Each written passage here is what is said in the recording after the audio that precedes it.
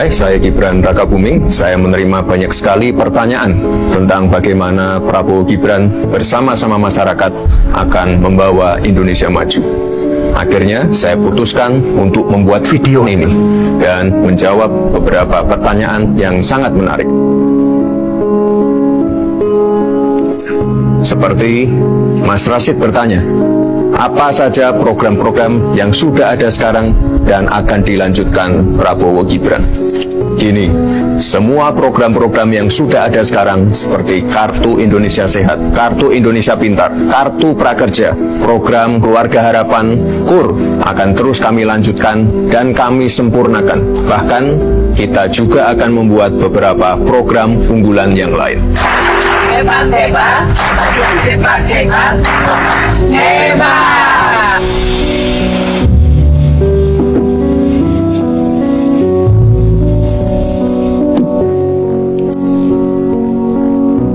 Mbak Tia penasaran, makan siang gratis dan susu gratis itu gimana sih ceritanya? Program ini adalah program yang paling dibutuhkan oleh anak-anak Indonesia dan ibu-ibu yang sedang hamil. Untuk membangun generasi emas, kita butuh anak-anak yang sehat. Ibu-ibu hamil juga nutrisinya harus kita jaga untuk mengurangi angka stunting. Jadi sekali lagi saya tekankan, ini bukan hanya program, tapi investasi. Selain itu, program ini dapat menjadi stimulan untuk memajukan UMKM, pemilik warung makan atau warteg.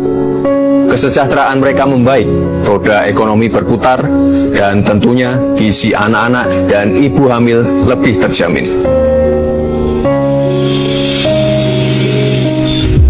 Ini nih, Mas Alam mau tahu apa pentingnya hilirisasi untuk dilanjutkan. Kita harus keluar dari middle income trap. Maka hilirisasi kita lakukan untuk penciptaan nilai tambah, sekaligus melipat gandakan GDP. Dampaknya apa? Penciptaan jutaan lapangan kerja, rakyat pun semakin sejahtera.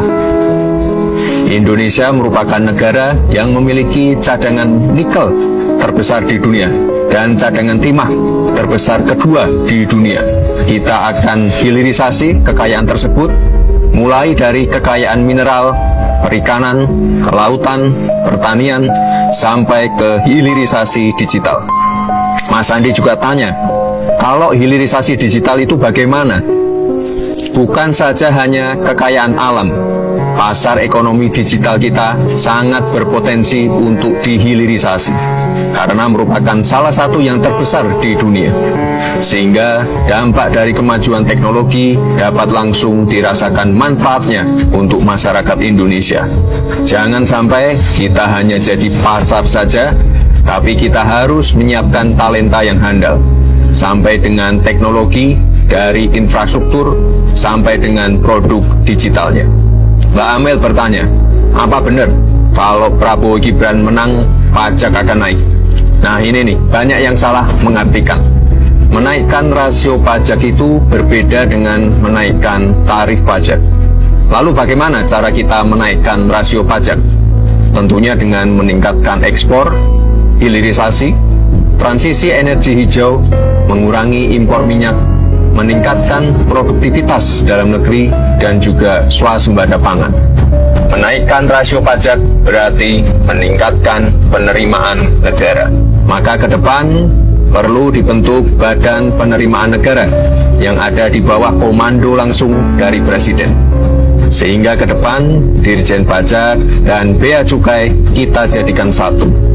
Maka dalam hal ini Badan Penerimaan Negara hanya fokus pada penerimaan negara saja, tidak lagi fokus pada pengeluaran.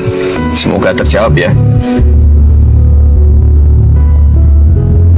Mbak Rani bertanya, IKN gimana Mas?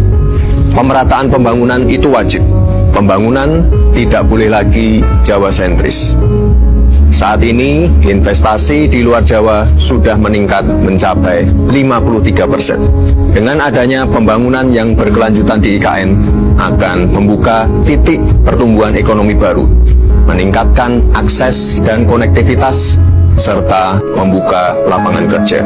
IKN ini bukan sekedar membangun gedung pemerintahan, tapi merupakan cikal bakal pemerataan pembangunan Indonesia. IKN adalah showcase transformasi pembangunan Indonesia. Jadi, boleh nggak Indonesia maju? Boleh. Boleh nggak Indonesia sejahtera? Boleh. Boleh nggak Indonesia bahagia? Boleh. Boleh nggak Prabowo Gibran? Boleh dong. Udahan syutingnya ya, saya mau kerja.